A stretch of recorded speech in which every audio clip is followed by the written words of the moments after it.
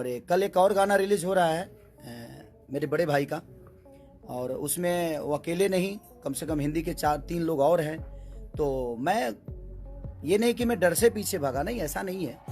मैं थोड़ा सा आगे चला गया इसलिए क्योंकि देखिए हम दोनों भाई भोजपुरी को प्रेजेंट नहीं, कहीं दूसरे भाषा के लिए काम कर रहे हैं, तो लड़ने का कोई रीज़न ही नहीं बनता है किसी चीज़ के लिए।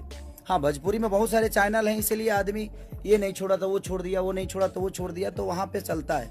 बट मुझे लगता है कि वो मेरे बड़े भाई हैं, मेरे लिए बुजुर्ग हैं, और हम बुजुर्गों का सम्मान हमेशा करते हैं। हमारे खून में है कि हम अपने बुजुर्गों का सम्मान, और हमें करना चाहिए, सबको करना चाहिए। और कल दोनों गाना रिलीज होता तो कहीं ना कहीं फैन आपस में लड़ते, यूट्यूबर आपस में लड़ते, और एक बड़ा भाई एक छोटा भाई, तो मैं उनके लिए छोटा भाई हूँ, उनका हमेशा सम्मान करता हूँ और आजीवन करूँगा मैं। वो डर नहीं है, वो एक सम्मान है। उनका अपने लेवल का गाना है, मेरा अपने लेवल का गाना है, हम दोनों एक ही क्षेत्र के हैं, और हम जब मिलते हैं एक दूसरे से तो हमेशा उनसे मुझे एक बड़े भाई का प्यार मिला है, और मैं कभी नहीं चाहूँगा कि मैं उनसे लड़ूं। और इसमें समस्या ये होती है कि कहीं ना कहीं प्रॉब्लम होती है कि फैंस आपस में लड़ जाते हैं, यूट्यूबर लोग लड़ जाते हैं, अब कोई मतलब ही नहीं बनता है।